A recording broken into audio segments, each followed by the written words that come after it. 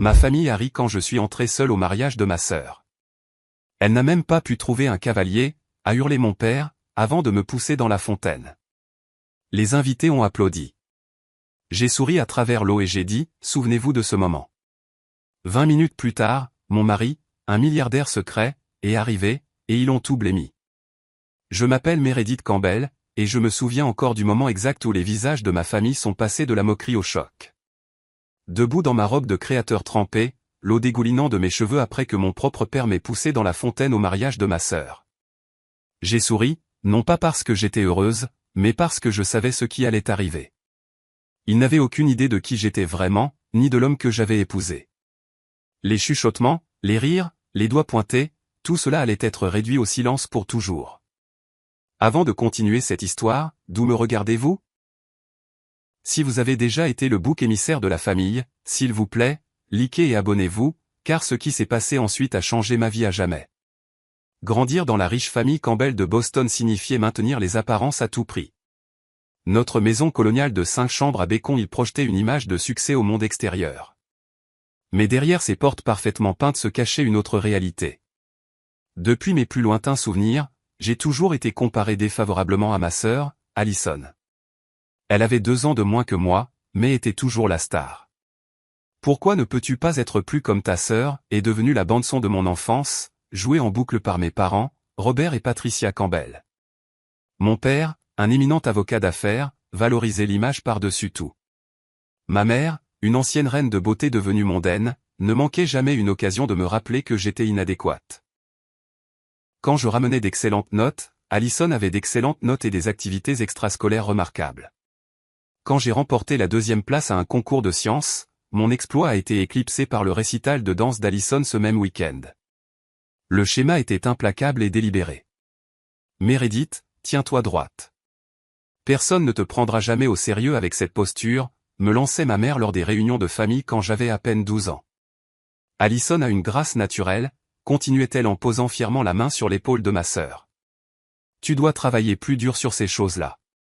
Lors de mon dîner d'anniversaire pour mes 16 ans, mon père a levé son verre pour un toast.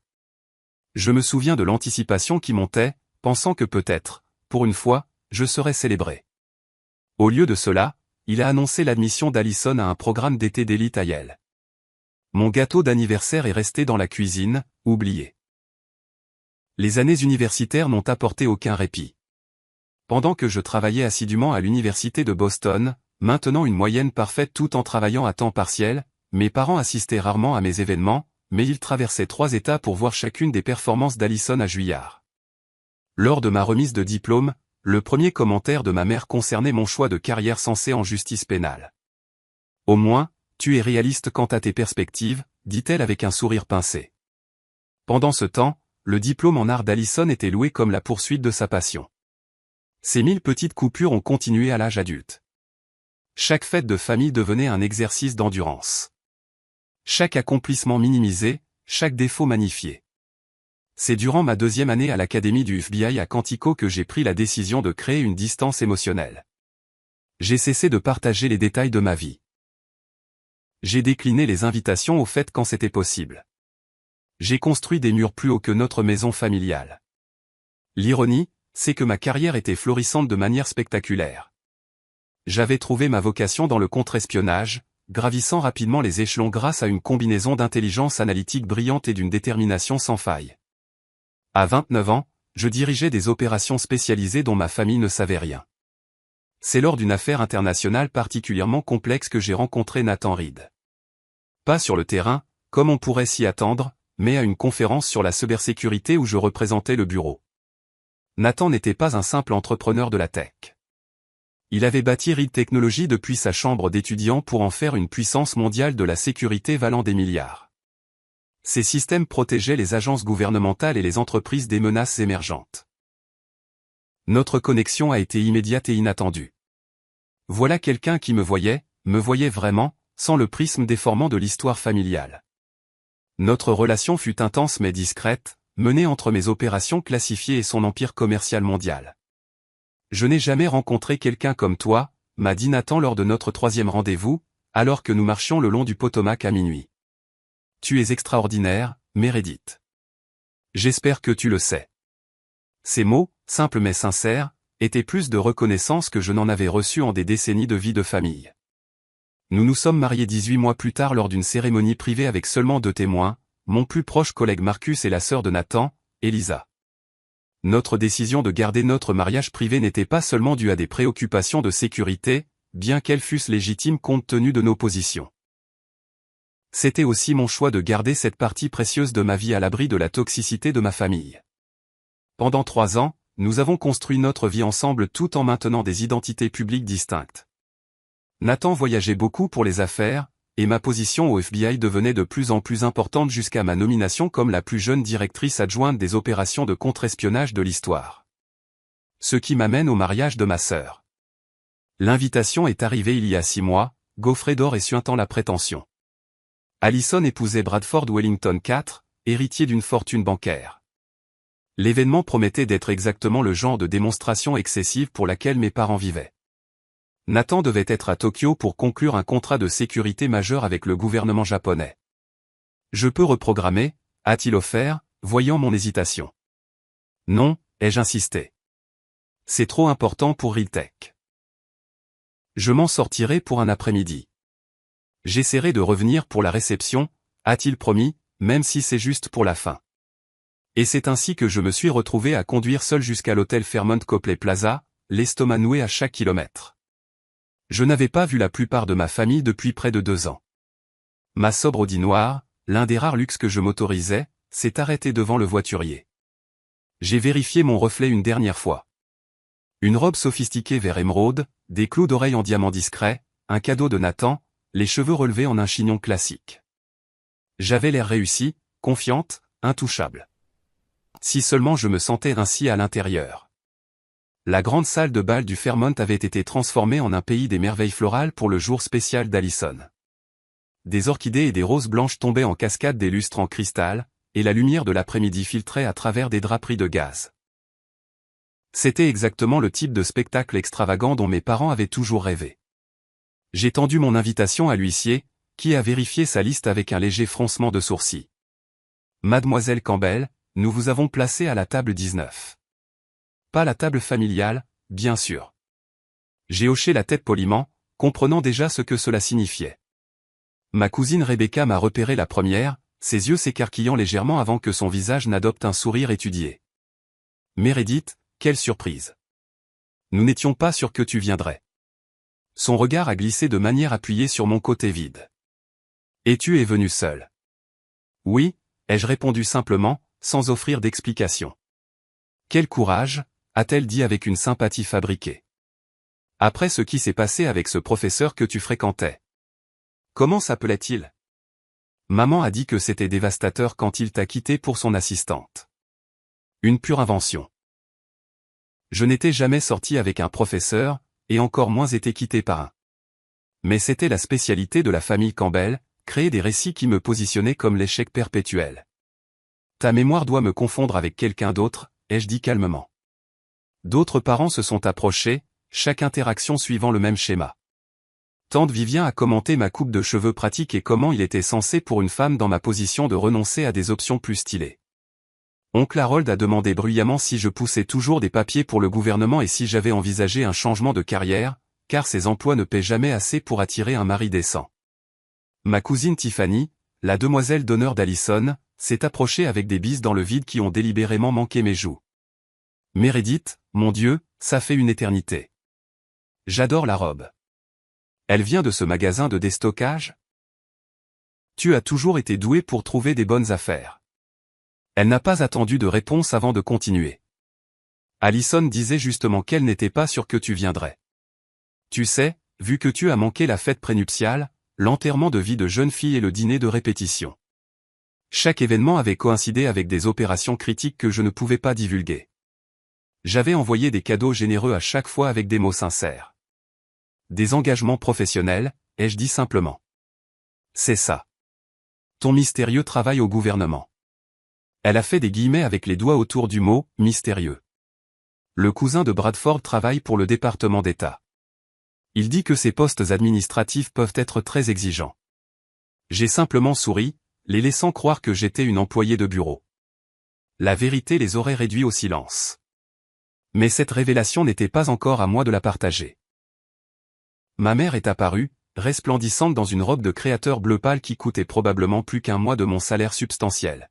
« Meredith, tu as réussi à venir. » Son ton suggérait que j'avais accompli un voyage ardu plutôt qu'un simple trajet en voiture à travers Boston. « Ta sœur craignait que tu ne viennes pas, encore une fois. »« Je ne manquerai pas le mariage d'Allison, » ai-je dit. Ses yeux ont fait un inventaire rapide de mon apparence, cherchant des défauts à souligner. N'en trouvant aucun d'assez évident, elle s'est contentée de « cette couleur te donne mauvaise mine. Tu aurais dû me consulter avant d'acheter quelque chose d'aussi audacieux. » Avant que je puisse répondre, une agitation à l'entrée a signalé l'arrivée des mariés. Allison a fait son entrée à la réception, désormais officiellement Madame Wellington, au bras de son mari banquier. Elle était indéniablement magnifique dans une robe Vera Wang sur mesure avec une traîne cathédrale qui nécessitait 2 assistants. Mon père rayonnait de fierté, regardant Allison comme si elle était le soleil et la lune réunis. Je ne me souvenais pas qu'il m'ait jamais regardé de cette façon. Le maître d'hôtel m'a dirigé vers la table 19, si loin de la table familiale principale que j'aurais presque eu besoin de jumelles pour la voir. J'étais assise avec des cousins éloignés, l'ancienne camarade de classe de ma mère et plusieurs parents âgés qui ne savaient pas très bien qui j'étais. « Êtes-vous l'une des filles Wellington ?» m'a demandé une grand-tante malentendante en plissant les yeux à travers d'épaisses lunettes. « Non, je suis la fille de Robert et Patricia », ai-je expliqué. La sœur d'Allison. Oh, son visage a enregistré la surprise. Je ne savais pas qu'il y avait une autre fille. Cela a fait plus mal que ça n'aurait dû, après toutes ces années. Le dîner s'est déroulé avec des plats élaborés et du champagne à flot. De mon point de vue éloigné, j'observais ma famille tenir la cour à la table d'honneur, riant et célébrant sans un regard dans ma direction. Les photos de famille traditionnelles avaient été prises plus tôt, sans moi. J'étais arrivé précisément à leur indiquer sur l'invitation, pour m'entendre dire par le photographe qu'ils avaient avancé le programme et avaient déjà terminé.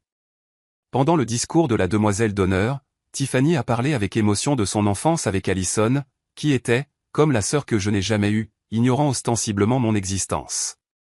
Le témoin a plaisanté sur le fait que Bradford rejoignait enfin la dynastie de la famille Campbell et qu'il faisait une bonne affaire en épousant l'enfant en or des Campbell. J'ai gardé mon sang-froid tout du long, sirotant de l'eau plutôt que du vin pour rester lucide. J'avais besoin de toute ma tête. Nathan avait envoyé un texto il y a 1 heure. Atterrissage imminent. Trafic dense depuis l'aéroport. État 45 minutes.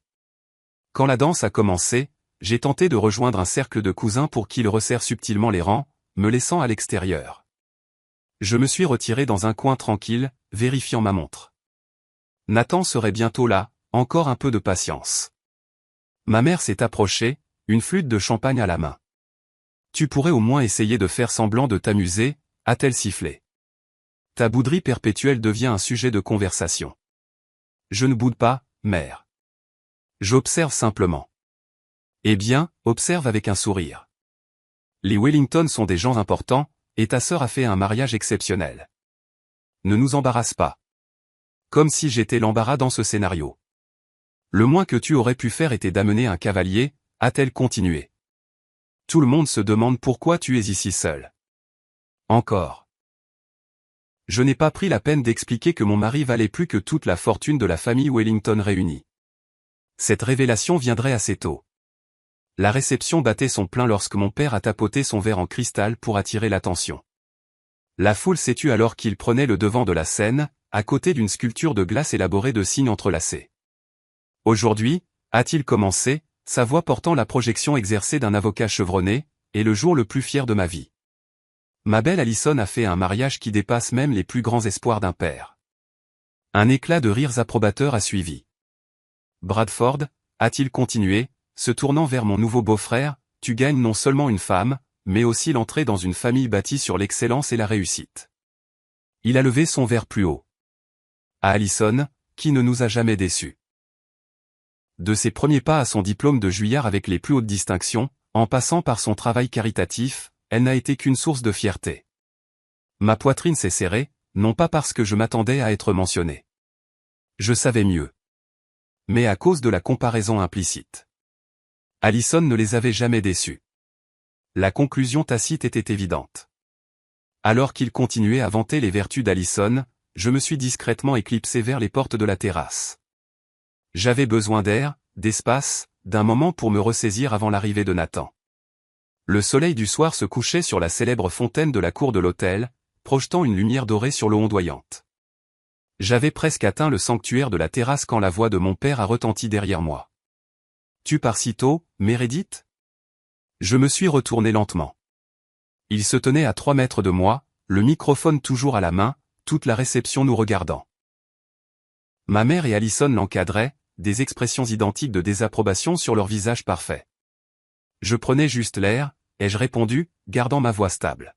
« Tu t'enfuis, plutôt, a-t-il dit, et le microphone a amplifié ses mots dans toute la pièce. Typique de Meredith, disparaître quand les obligations familiales deviennent gênantes. Une bouffée de chaleur m'a envahi le cou. Ce n'est pas vrai.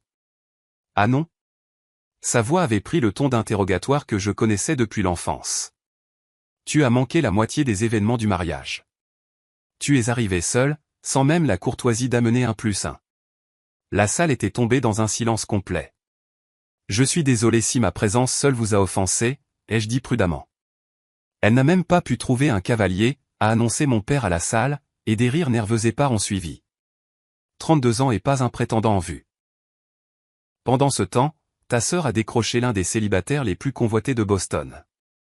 Les rires se sont fait plus forts, encouragés par son sens du spectacle. Papa, ai-je dit doucement, ce n'est ni le moment ni l'endroit. C'est exactement le moment et l'endroit, a-t-il rétorqué en s'avançant vers moi. C'est une célébration de la réussite, un accomplissement familial, quelque chose dont tu ne saurais rien. Chaque mot était une pique calculée, conçue pour pénétrer des années d'armure soigneusement construites. J'ai jeté un coup d'œil à ma mère et à ma sœur, cherchant le moindre signe d'intervention. Elles se contentaient de regarder, ma mère avec un sourire pincé, Allison avec une satisfaction à peine dissimulée. Tu crois qu'on ne sait pas pourquoi tu es vraiment seul? Pourquoi tu te caches derrière ce mystérieux travail au gouvernement, a continué mon père. Tu as toujours été jalouse des réussites de ta sœur. Toujours la déception. Toujours l'échec. Il était à quelques centimètres de moi maintenant, le microphone baissé, mais sa voix portait toujours dans la pièce silencieuse. Des décennies de ressentiment avaient transformé son visage en quelque chose de presque méconnaissable. Papa, s'il te plaît, arrête, ai-je murmuré, consciente des centaines d'yeux rivés sur nous. Arrêtez quoi?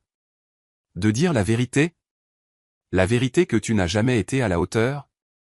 Que tu es une honte pour le nom Campbell? Sa voix s'élevait à chaque question. Quelque chose en moi a cédé. Non pas la colère, mais une étrange clarté calme. Tu n'as aucune idée de qui je suis, ai-je dit doucement. Je sais exactement qui tu es, a-t-il grondé. Et puis c'est arrivé. Ses mains ont heurté mes épaules, une poussée violente qui m'a prise complètement par surprise. J'ai trébuché en arrière, les bras tournoyant dans le vide, mais il n'y avait rien à quoi s'accrocher. Pendant un instant suspendu, je me suis senti en apesanteur. Puis le froid glacial alors que je plongeais à reculons dans la fontaine de la cour. L'eau m'a submergé. Ma coiffure soignée s'est effondrée. Ma robe en soie s'est gonflée puis collée à moi, et mon maquillage devait couler en ruisseau sur mon visage. Le choc physique n'était rien comparé à la réalisation que mon propre père venait de m'humilier publiquement au mariage de ma sœur. La réaction de la foule est venue par vagues. D'abord des halètements choqués, puis des ricanements incertains, pour finalement éclater en rires francs et même en applaudissements épars. Quelqu'un a sifflé. Une autre voix a crié « Concours de t-shirts mouillés après le lancer de la jarretière ». Plus de rires, plus d'applaudissements. Je me suis redressé, l'eau ruisselant de ma robe ruinée. Mes talons glissaient sur le fond lisse de la fontaine alors que je retrouvais l'équilibre. À travers les mèches de cheveux dégoulinantes, j'ai vu l'expression triomphante de mon père, la main de ma mère couvrant un sourire, la joie non dissimulée de ma sœur. Le photographe prenait photo après photo, immortalisant mon humiliation pour la postérité. Ce serait dans l'album de mariage, transmis lors des futures réunions de famille. Un autre chapitre du récit de « Meredith l'échec ».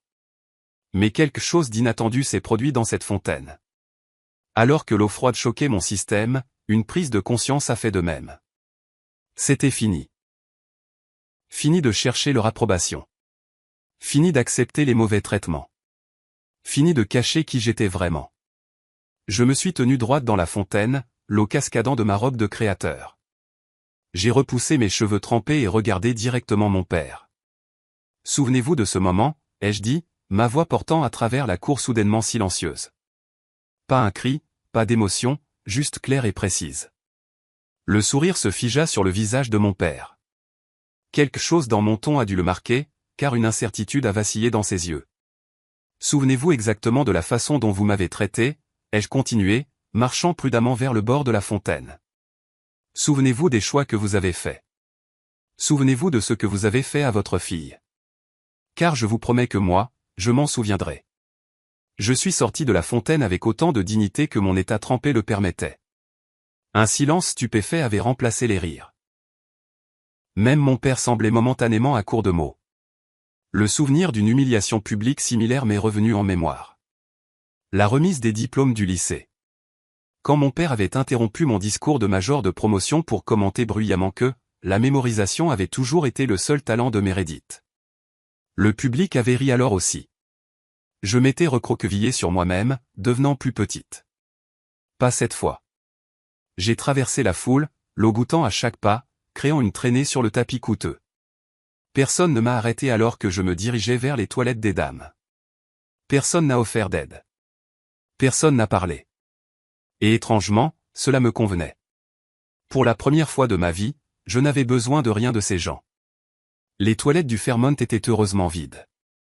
En poussant la porte, je me suis aperçu dans le miroir au cadre doré. Du mascara coulait sur mes joues. Mes cheveux étaient plaqués sur mon crâne. La robe émeraude, maintenant d'un vert forêt plus sombre, était saturée d'eau. Et pourtant, je ne me sentais pas vaincu. Je me sentais étrangement libéré. Mon téléphone était dans ma pochette, que j'avais heureusement laissé à la table 19 avant l'incident de la fontaine. Je l'ai récupéré auprès d'une cousine éloignée à l'air concerné qui l'avait gardé pour moi, puis je suis retourné aux toilettes pour envoyer un texto à Nathan. « Tu es à quelle distance ?» Sa réponse est venue immédiatement. « À 20 minutes. » Le trafic se dégage. « Tout va bien ?» J'ai hésité avant de taper. Papa m'a poussé dans la fontaine devant tout le monde. 3 points sont apparus instantanément. Ont disparu. Sont réapparus. Enfin, j'arrive. 10 minutes. L'équipe de sécurité est déjà sur le périmètre. Je ne savais pas qu'il avait envoyé une équipe de sécurité en avance. C'était bien Nathan. Toujours 10 longueurs d'avance. Toujours à protéger ce qui comptait pour lui. Et d'une manière ou d'une autre, incroyablement, je comptais pour lui. La porte des toilettes s'est ouverte et une jeune femme est entrée. Une des cousines de Bradford, je crois. Elle s'est arrêtée net en me voyant. « Oh, Est-ce que ça va ?» ?»« Je vais bien », ai-je répondu en redressant la colonne vertébrale. Juste un peu mouillé. Elle a hésité. Tout le monde parle de ce qui s'est passé.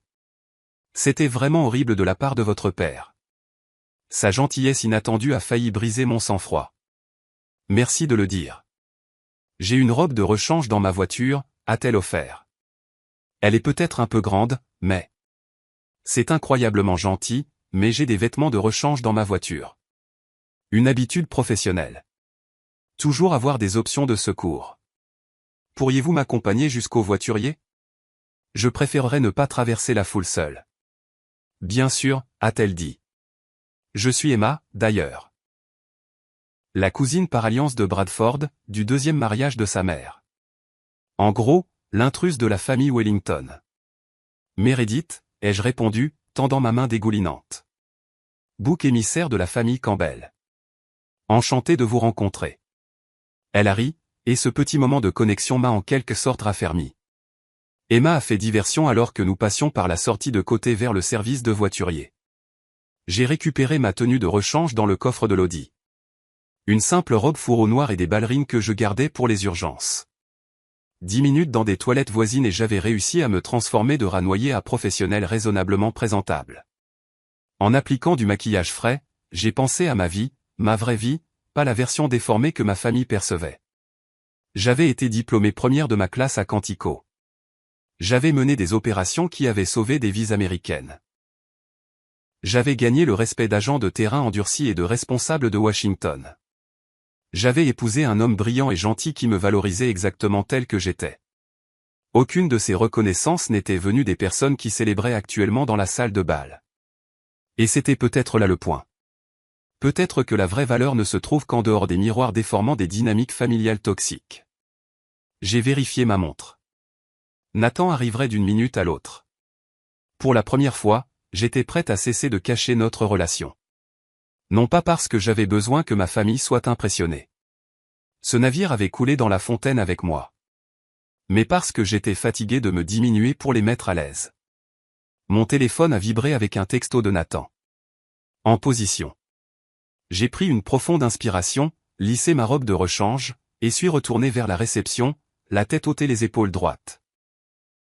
Emma était retournée à sa table, mais elle m'a fait un pouce levé encourageant quand je suis passé. Les festivités avaient repris en mon absence.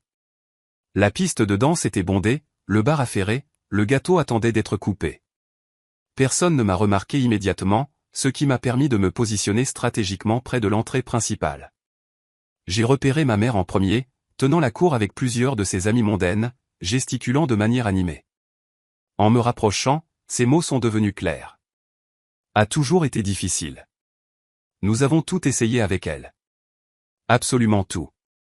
Les meilleures écoles, les meilleurs thérapeutes. Certaines personnes refusent simplement de s'épanouir.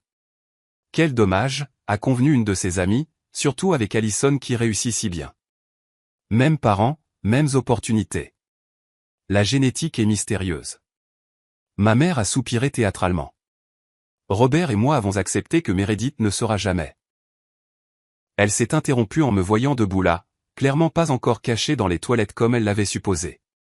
Meredith, elle s'est rapidement reprise. Tu as l'air sèche. Oui, mère. Je garde toujours une tenue de rechange, une de mes nombreuses habitudes professionnelles. Ses amis ont murmuré des salutations mal à l'aise avant de trouver des raisons urgentes d'aller se resservir un verre. M'humilier faisait-il partie du programme du mariage? Où est-ce que papa a improvisé cette partie, ai-je demandé doucement. Ne sois pas dramatique, a-t-elle sifflé. Tu essayais de t'éclipser comme d'habitude. Ton père a simplement perdu patience avec ton comportement antisocial. Pousser sa fille adulte dans une fontaine n'est pas une réponse normale à un comportement antisocial perçu.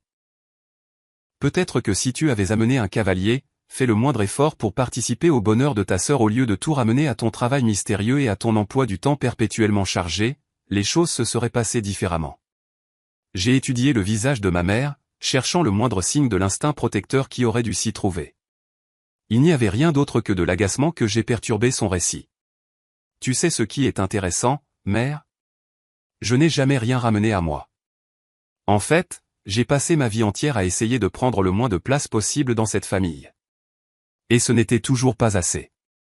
Une agitation à l'entrée a attiré l'attention de tout le monde. Le son distinct de plusieurs portières de voitures se fermant en succession rapide. L'apparition de deux hommes en costumes impeccables effectuant une subtile inspection de sécurité. Ma mère a froncé les sourcils. Que se passe-t-il? Si les Wellington ont organisé une sécurité supplémentaire sans nous consulter. J'ai vérifié ma montre. Pile à l'heure, ai-je murmuré. La Maybach noire et élégante était arrivée, suivie de deux véhicules de sécurité tout aussi impressionnants. Les invités du mariage avaient maintenant remarqué. Les conversations se sont interrompues alors que l'attention se tournait vers l'entrée. Même la musique semblait se calmer. Mon cœur s'est accéléré malgré mon calme apparent. Après 3 ans de mariage, Nathan avait toujours cet effet sur moi.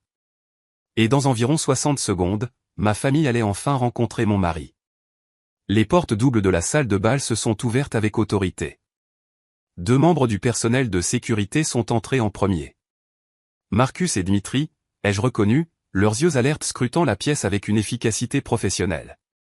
Ils portaient des costumes impeccables qui ne parvenaient pas tout à fait à dissimuler leur allure militaire. Des chuchotements ont parcouru la réception.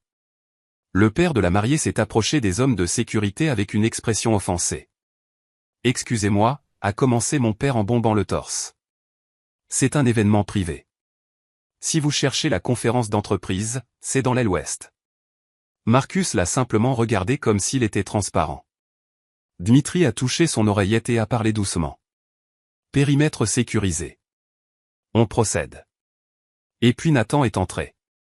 Mon mari avait toujours eu une présence imposante, mais aujourd'hui, il semblait remplir tout l'encadrement de la porte. Un M88 avec des épaules élargies par des années de natation, il portait un costume Tom Ford sur mesure qui criait subtilement la richesse et le pouvoir.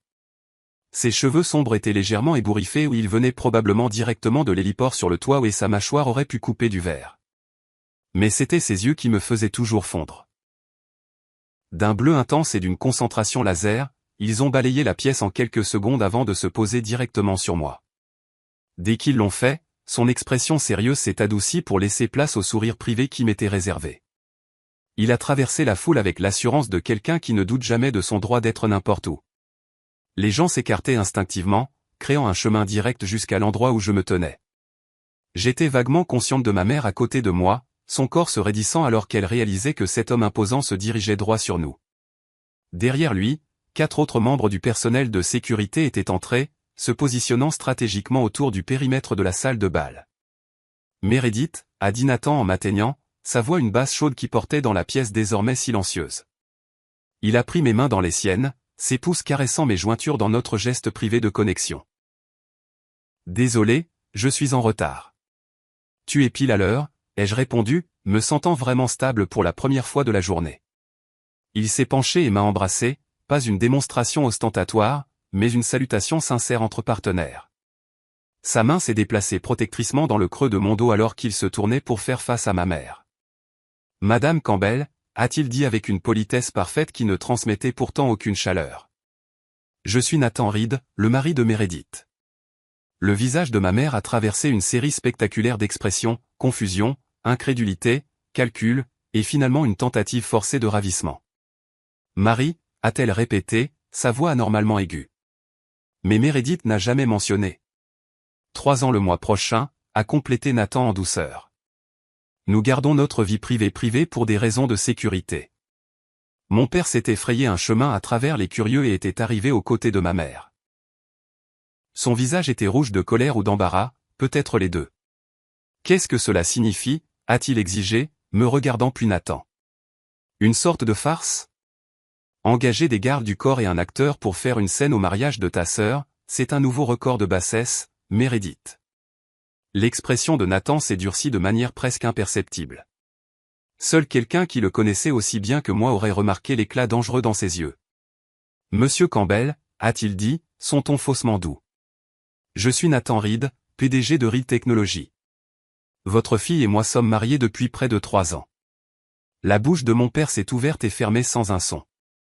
Reed Technologies était un nom connu, une entreprise de sécurité mondiale valant des milliards qui fournissait des systèmes de protection de pointe aux gouvernements et aux entreprises du monde entier. Même mon père, peu féru de technologie, le reconnaîtrait. « Ce n'est pas possible. » a-t-il finalement réussi à dire. « Nous l'aurions su. »« L'auriez-vous su » a demandé Nathan, avec une curiosité sincère dans la voix. « Quand vous êtes-vous déjà intéressé à la vie réelle de Meredith ? D'après ce que j'ai observé aujourd'hui et ce qu'elle a partagé au fil des ans, votre intérêt se limite à critiquer ses choix, pas à les comprendre. » Ma sœur était apparue maintenant, sa robe blanche la faisant ressembler à une apparition flottant à travers les invités stupéfaits. Bradford la suivait, son expression partagée entre la confusion et la fascination. « Que se passe-t-il » a exigé Allison. « Qui sont ces gens ? » Apparemment, a dit ma mère d'une voix faible, ta sœur a un mari.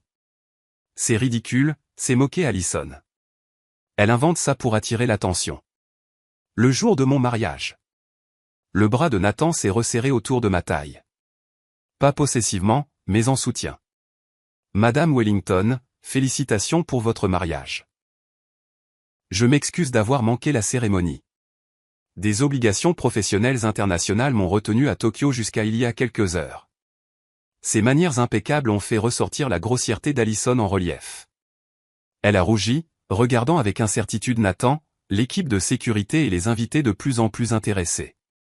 C'est une sorte de blague ? A retrouvé sa voix mon père.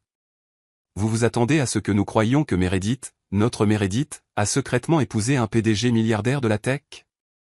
A complété un des amis de Bradford depuis l'arrière, qui avait apparemment cherché Nathan sur son téléphone. Oh mon Dieu, c'est vraiment Nathan Reed. Couverture de Forbes le mois dernier. fortune nette estimée à 12 milliards. Un halètement collectif a parcouru la pièce. Ma mère a légèrement vacillé, cherchant le dossier d'une chaise pour se stabiliser. « Je ne comprends pas », a-t-elle murmuré. « Pourquoi ne nous l'as-tu pas dit ?» Pour la première fois, sa question semblait sincère plutôt qu'accusatrice. J'ai presque eu pitié d'elle. « Quand as-tu déjà voulu entendre parler de mes succès, mère ?» ai-je demandé doucement. « Quand as-tu déjà célébré quoi que ce soit à mon sujet ?» Elle n'avait pas de réponse.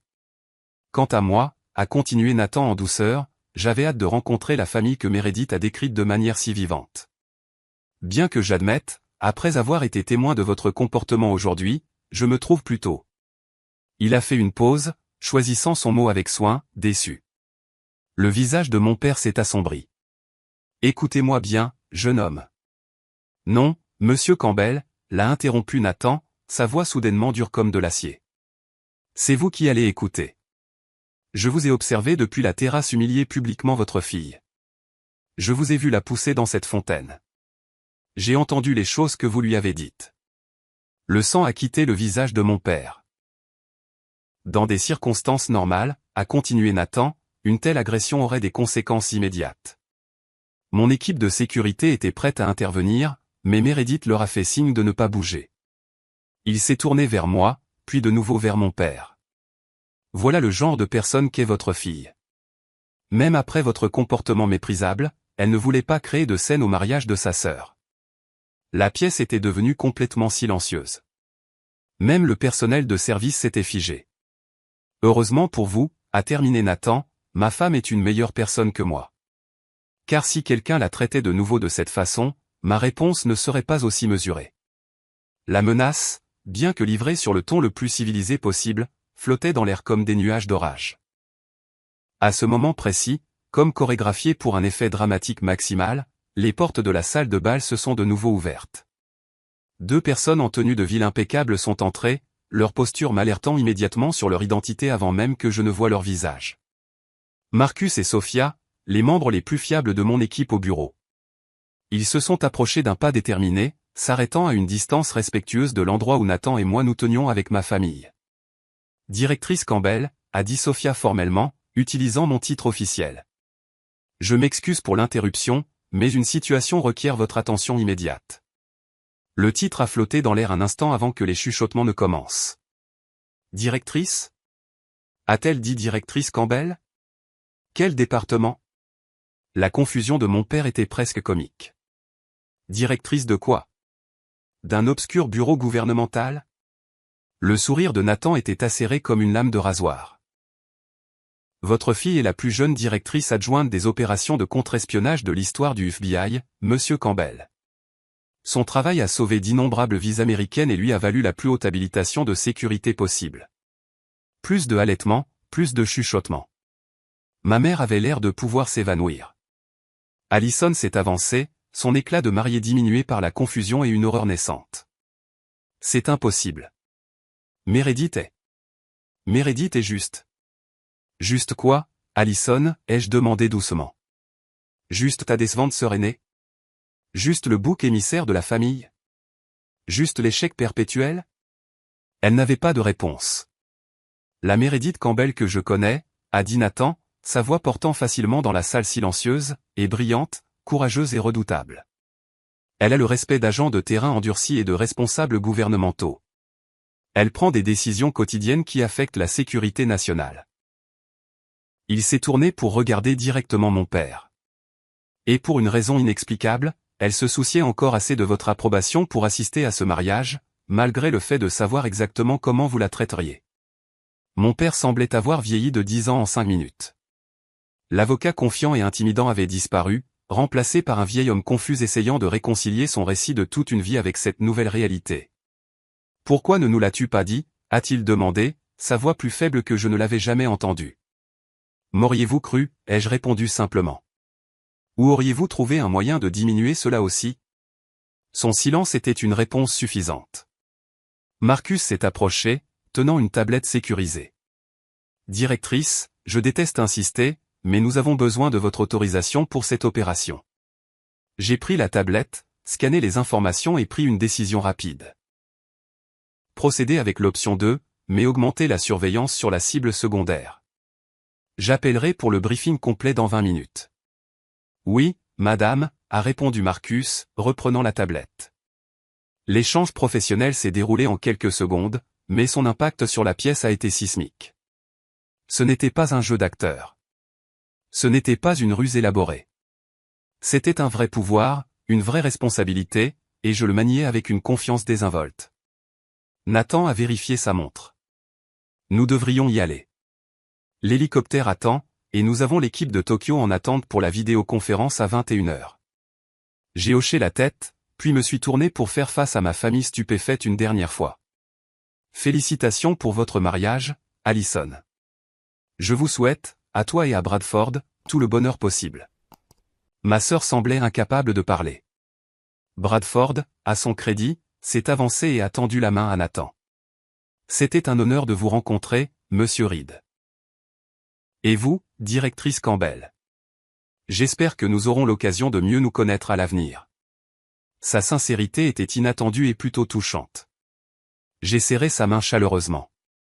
J'aimerais beaucoup, Bradford. Mes parents restaient figés, des décennies de leur récit soigneusement construit gisant en ruine autour d'eux. M et Madame Campbell, a dit Nathan avec une courtoisie parfaite. Merci pour l'invitation. Je m'excuse encore d'avoir manqué la cérémonie. Mon père a finalement retrouvé sa voix. Meredith, attends. Nous devons parler de ça. Nous sommes tes parents. Nous avons toujours voulu ce qu'il y a de mieux pour toi. Nous avons toujours été fiers de toi. La tentative flagrante de réécrire l'histoire aurait pu fonctionner par le passé. Pas aujourd'hui. Non, papa, ai-je dit doucement. Vous ne l'avez pas été. Mais ce n'est pas grave. Je n'ai plus besoin que vous soyez fiers de moi. Et sur ce, Nathan et moi nous sommes retournés et sommes sortis de la salle de bal, mon équipe de sécurité se mettant en formation autour de nous. Derrière nous, les chuchotements avaient éclaté en exclamations bruyantes. La famille Campbell ne serait plus jamais la même, et moi non plus. L'hélicoptère noir et élégant attendait sur l'héliport du toit du Fairmont, ses pales commençant déjà leur rotation paresseuse. Alors que nous approchions, flanqués par la sécurité, j'ai ressenti une curieuse légèreté. Des décennies de bagages familial semblaient s'être envolés, laissés derrière dans cette salle de bal, avec les illusions brisées de mes parents. Ça va, a demandé Nathan, sa bouche près de mon oreille pour se faire entendre par-dessus le bruit croissant du rotor. Étonnamment, oui, ai-je répondu. Mieux que bien. Avant que nous puissions monter à bord, Sophia s'est approchée avec une expression préoccupée. Directrice, il y a eu un développement. L'ambassadeur demande votre présence à l'ambassade immédiatement. Le système de surveillance a capté des signaux anormaux. J'ai échangé un regard avec Nathan. Cela ne faisait pas partie du scénario de la soirée. Réel ou mise en scène? Ai-je demandé doucement. Malheureusement, réel, a-t-elle répondu. Marcus coordonne déjà avec l'équipe sur le terrain. Urgent. J'ai hoché la tête, passant complètement en mode professionnel. Rediriger l'hélicoptère vers l'ambassade. Alerter l'équipe d'analystes de service. Je veux un briefing complet à l'arrivée. Déjà fait, a confirmé Sophia. Nathan a touché mon bras. Vas-y. Je te rejoindrai là-bas.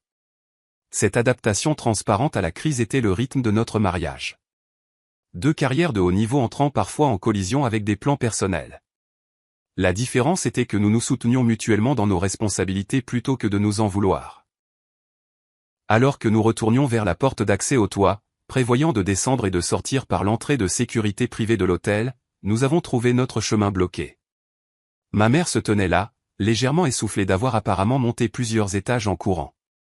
Sa coiffure parfaite s'était un peu affaissée, et son maquillage impeccable ne pouvait cacher sa pâleur. Meredith, a-t-elle dit, sa voix inhabituellement incertaine. Tu ne peux pas partir comme ça. Nous devons parler. J'ai jeté un coup d'œil à Sophia, qui a hoché discrètement la tête et s'est reculée pour nous donner un moment d'intimité. J'ai une urgence professionnelle, mère. La sécurité nationale n'attend pas les réconciliations familiales. La sécurité nationale, a-t-elle répété comme si elle goûtait les mots pour la première fois. Tu es vraiment ce qu'ils ont dit. Une directrice au FBI. Directrice adjointe des opérations de contre-espionnage, ai-je confirmé, depuis 18 mois. Avant cela, j'étais directrice adjointe pendant 3 ans. Elle semblait avoir du mal à intégrer cette information avec l'image qu'elle s'était faite de moi depuis si longtemps. Mais pourquoi ce secret? Pourquoi ne pas nous le dire? Nous aurions été fiers. J'ai terminé pour elle. Le seriez-vous? Ou auriez-vous trouvé un moyen de le minimiser? De le comparer défavorablement aux réussites d'Alison? De suggérer que j'ai obtenu le poste grâce à des relations plutôt qu'au mérite? Son tressaillement m'a dit que j'avais touché juste. Et le mariage?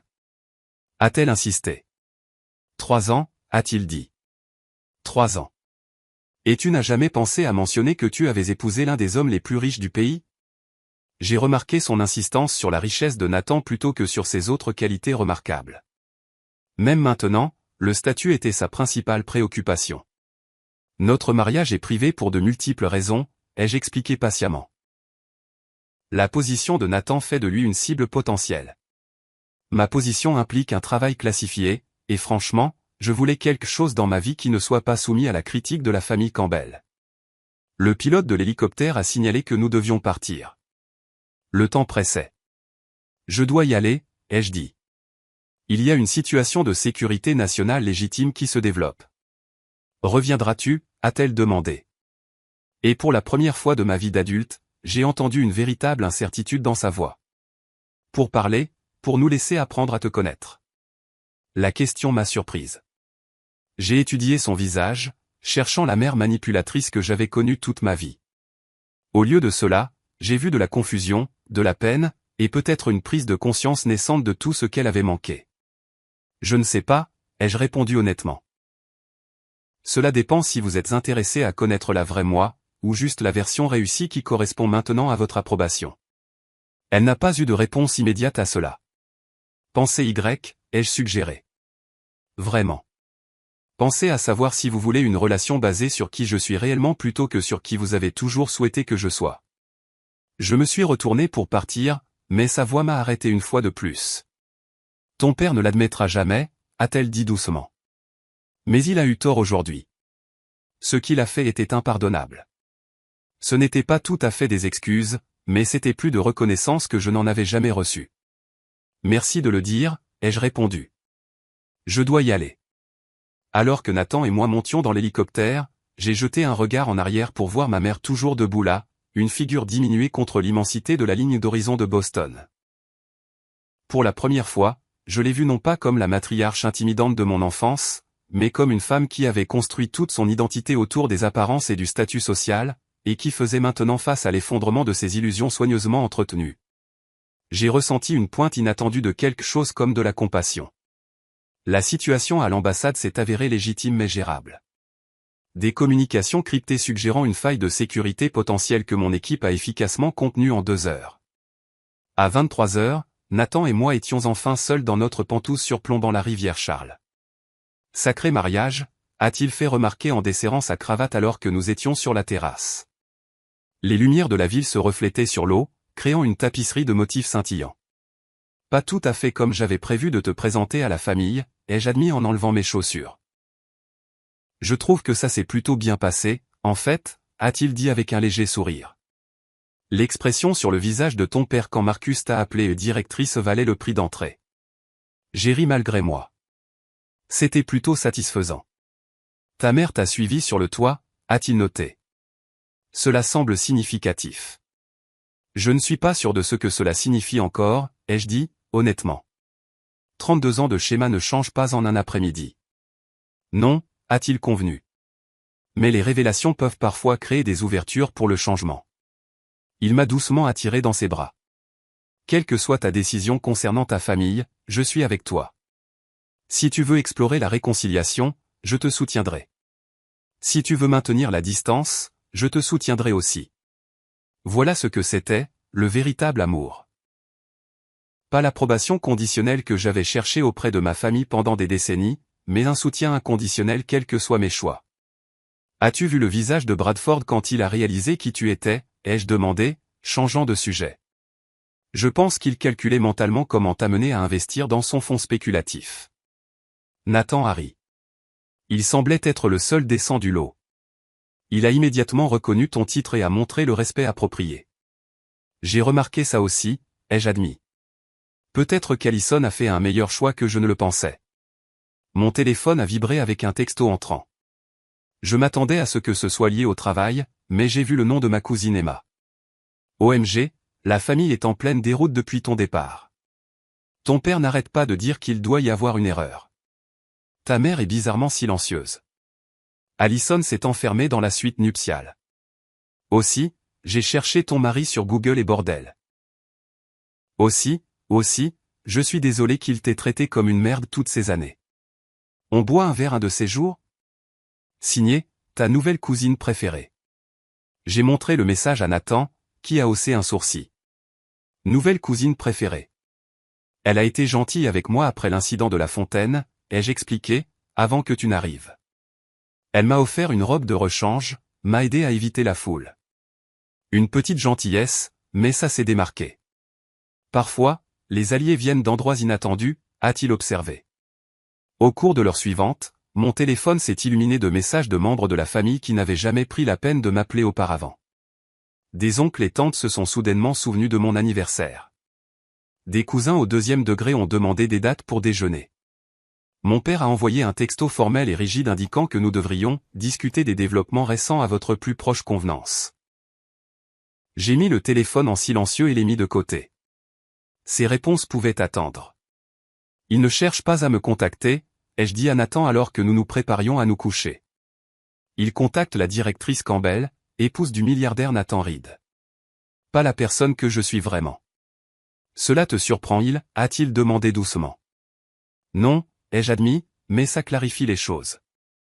Alors que je sombrais dans le sommeil dans la sécurité de notre maison, j'ai réalisé que les événements de la journée ne m'avaient pas donné une famille. J'en avais une depuis le début. Nathan, mon équipe de confiance au bureau, les amis qui me valorisaient pour moi-même. La famille que j'avais choisie plutôt que celle dans laquelle j'étais né. Et ça, je le découvrais, faisait toute la différence. 3 semaines après le mariage de ma sœur, Nathan et moi étions assis dans notre coin préféré du café Thinking Cup sur Newbury Street. Malgré notre fortune et notre statut combiné, nous apprécions ces petits moments de normalité, un bon café, une conversation tranquille et l'observation des gens dans un endroit où nous n'étions pas immédiatement reconnus. Ta mère a encore appelé hier, a mentionné Nathan en remuant son americano. C'est la 3e fois cette semaine. J'ai hoché la tête, regardant les piétons se presser devant la fenêtre. L'automne à Boston avait peint les arbres le long de Commonwealth Avenue de rouge et d'or brillant. Elle a laissé un autre message vocal. Elle nous a invités à dîner dimanche. Envisages-tu d'y aller? Son ton était neutre, n'offrant ni encouragement ni découragement. Je ne suis pas sûr, ai-je admis. Une partie de moi pense que c'est juste de la gestion de crise. L'image de la famille Campbell a pris un sacré coup quand la nouvelle s'est répandue sur ce qui s'est passé au mariage. L'histoire avait en effet circulé rapidement dans les cercles sociaux supérieurs de Boston. Les associés du cabinet d'avocats de mon père avaient exprimé leur inquiétude quant à son jugement. Ma mère avait été discrètement démise de son poste de présidente de son conseil caritatif bien-aimé. Apparemment, humilier publiquement sa fille directrice du FBI et s'aliéner son gendre milliardaire était mauvais pour les affaires et le statut social. Et l'autre partie, a suggéré Nathan. J'ai soupiré, traçant le bord de ma tasse. L'autre partie se demande si ce n'est pas le premier intérêt sincère qu'ils aient jamais montré pour me connaître. La vraie moi, pas leur projection. Les semaines qui ont suivi le mariage avaient apporté une avalanche de communications familiales, emails, textos, appels, même des lettres manuscrites. Celles de mon père alternaient entre des justifications défensives et des tentatives maladroites de réconciliation. Celles de ma mère étaient plus directement apologétiques, bien que toujours parsemées d'insinuations que j'aurais dû leur parler de mon poste important plus tôt. Alison avait envoyé un seul texto de sa lune de miel, « Il faut qu'on parle quand je serai de retour. » Rien de plus. Le développement le plus surprenant avait été mon amitié naissante avec Emma, la cousine par alliance de Bradford. Fidèle à sa parole, nous nous étions retrouvés pour un verre, où elle avait avoué s'être toujours sentie comme une étrangère dans la famille Wellington, un sentiment que je ne comprenais que trop bien. Son intérêt sincère pour mon travail, ce que je pouvais en partager, et son absence totale d'arrière-pensée étaient rafraîchissants.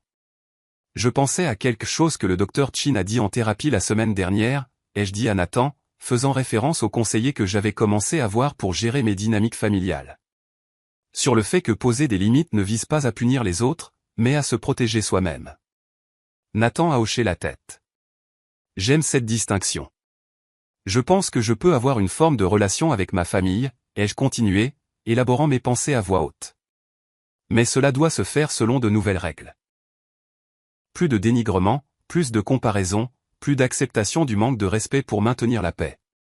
Cela semble sain, a convenu Nathan. Et s'ils ne peuvent pas respecter ces conditions, alors je continue à construire ma vie avec les gens qui le peuvent, ai-je dit simplement. Toi, mes amis, mes collègues, la famille que j'ai choisie. Mon téléphone a vibré avec un appel entrant. Marcus, mon commandant en second au bureau. J'ai répondu immédiatement. On a du mouvement sur l'affaire Richardson, a-t-il dit sans préambule. La surveillance a repéré une réunion à l'endroit spécifié. L'équipe est en position. J'arrive dans 20 minutes, ai-je répondu, rassemblant déjà mes affaires. Nathan faisait de même, habitué à nos interruptions. Besoin d'un transport, a-t-il demandé alors que nous sortions sur le trottoir animé. Ma réunion au MIT n'est pas avant 1 heure. Merci, mais j'ai la voiture du bureau aujourd'hui. J'ai fait un signe de tête vers le SUV noir garé discrètement plus bas dans la rue, où mon équipe de sécurité attendait. Il m'a embrassé, et nous sommes partis dans des directions opposées. Lui vers son empire technologique innovant, moi vers le travail délicat de la protection de la sécurité nationale, chacun soutenant la mission de l'autre sans ressentiment ni compétition. Ce soir-là, après une opération réussie qui a abouti à la capture d'une cible importante du contre-espionnage, j'ai pris une décision. J'ai appelé ma mère.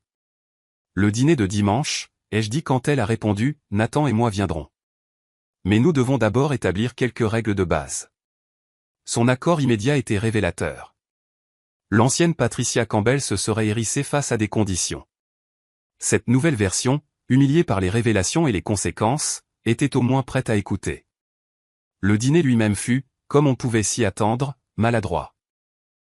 Mon père vacillait entre une posture défensive et des tentatives de montrer de l'intérêt pour ma carrière. Ma mère en faisait trop, expliquant nerveusement la provenance de chaque plat comme si elle recevait des dignitaires étrangers. Allison et Bradford sont arrivés en retard, leur dynamique intéressante à observer. Ils semblaient sincèrement heureux de nous voir, Nathan et moi, tandis qu'elle gardait une distance prudente, digérant toujours son éviction du devant de la scène familiale. Mais il y eut des moments, brefs, timides, de quelque chose comme une connexion authentique. Mon père a posé des questions réfléchies sur une initiative récente de cybersécurité que l'entreprise de Nathan avait mise en œuvre pour les agences gouvernementales. Ma mère a sorti une boîte de mes réussites d'enfance qu'elle avait apparemment gardée toutes ces années. Trophée de débat, récompense académique, médaille de concours scientifique, preuve que peut-être elle avait remarqué plus qu'elle ne l'avait reconnu. Le plus surprenant fut la demande d'Allison de parler en privé après le dîner. Dans le jardin où nous avions joué enfant, ma sœur luttait visiblement avec des mots qui ne lui venaient pas facilement. Je ne savais pas, a-t-elle dit finalement. Pour ton travail, ton mari, ta vie. Tu n'as jamais demandé, ai-je fait remarquer, sans méchanceté. Je sais. Elle a tortillé sa bague de mariage nerveusement. Je crois que j'aimais être la favorite. C'était plus facile de ne pas le remettre en question. Son honnêteté était inattendue.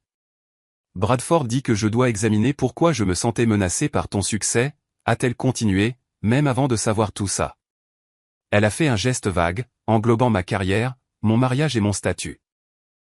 Il pense que nous pourrions toutes les deux bénéficier d'une thérapie familiale. J'ai étudié ma sœur, je l'ai vraiment regardée, peut-être pour la première fois depuis des années. Derrière l'extérieur parfait, j'ai aperçu de l'incertitude, de l'insécurité même. Le rôle de l'enfant en or venait avec ses propres fardeaux, ses propres attentes impossibles. J'y réfléchirai, ai-je dit prudemment. Pas immédiatement, mais éventuellement. Ce n'était pas exactement le pardon, mais c'était une ouverture. Une petite fissure dans les murs de la forteresse que j'avais construite autour de mon cœur en ce qui concernait la famille. Les mois qui ont suivi ont apporté des progrès lents et imparfaits.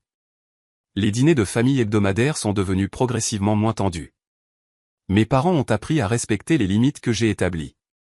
Mon père a suivi une thérapie pour la gestion de la colère, à contre-cœur au début, puis avec une conscience de soi croissante.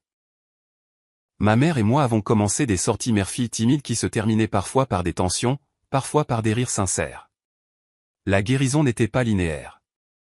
Il y a eu des revers, des moments où de vieux schémas se sont réaffirmés, où le tempérament de mon père a éclaté, où les critiques de ma mère ont refait surface. Mais il y avait aussi une responsabilité qui n'avait jamais existé auparavant. Une volonté de reconnaître le mal et de tenter de réparer. Le changement le plus profond, cependant, n'était pas dans ma famille, mais en moi-même. Je ne mesurais plus ma valeur à leur approbation. Je ne diminuais plus mes réalisations pour mettre les autres à l'aise. Je n'acceptais plus le manque de respect comme le prix de l'appartenance. 1 an après le fameux mariage, Nathan et moi avons organisé une réception chez nous. Pas seulement la famille immédiate, mais les personnes qui avaient formé mon système de soutien au fil des ans. Mes collègues du FBI, la sœur de Nathan et sa famille, des amis qui m'avaient soutenu, Emma et son nouveau petit ami, même quelques membres de la famille élargie qui avaient tendu la main avec un intérêt et une connexion sincère. En regardant ce groupe diversifié, cette famille choisie entremêlée de parents biologiques, j'ai réalisé quelque chose de profond. La famille n'est pas seulement une question d'ADN partagé.